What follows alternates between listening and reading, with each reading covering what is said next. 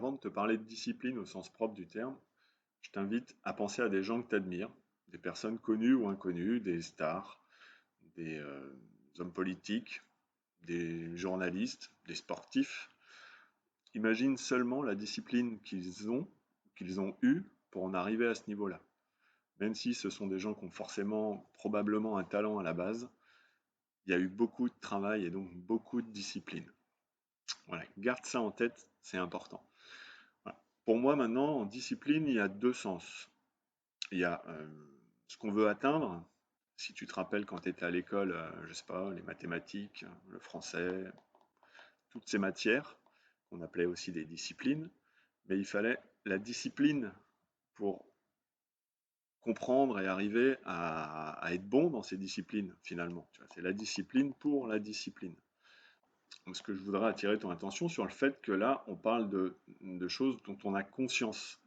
Tu avais conscience quand tu étais étudiant d'être dans la discipline et ainsi de suite. Quand tu penses à ces stars que je te demandais tout à l'heure, tu comprends qu'ils ont conscience de ce qu'ils veulent. Le truc, c'est qu'aujourd'hui, nous, gens normaux, on a perdu cette conscience. C'est devenu complètement inconscient. Et pourtant, la discipline, on continue de l'appliquer au quotidien. Dès que tu sors dans la rue, tu appliques des règles normales, des règles de vie en société, tu es dans une forme de discipline. Quand tu montes dans ta voiture, tu appliques les règles du code de la route, à peu près, tu es dans une forme de discipline. Elle est là tout le temps, en permanence autour de toi. Le truc, c'est toi qui dois choisir si tu en fais une contrainte ou si tu en fais une alliée en fait de cette discipline.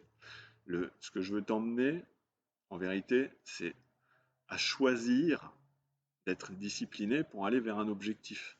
C'est ça, c'est ça la clé, de ramener finalement en conscience ce dont tu n'avais plus conscience, que tu fais par automatisme, le ramener en conscience pour pouvoir aller vers quelque chose.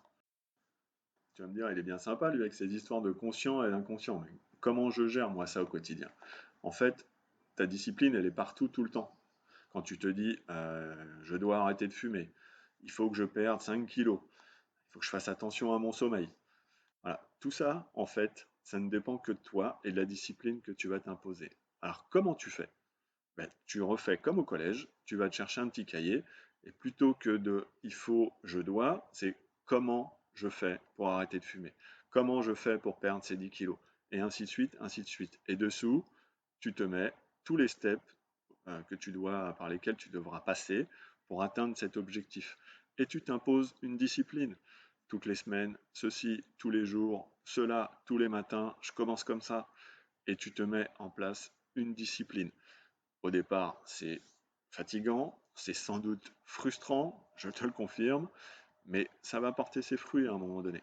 Et autre chose qui est très très très très important, c'est que quand tu passes un step, félicite-toi, faites-le, profite de quelque chose, offre-toi quelque chose qui va te gratifier et te remercier toi d'avoir réussi une étape, ce qui va t'encourager à aller vers le reste et atteindre cet objectif au final en étant discipliné.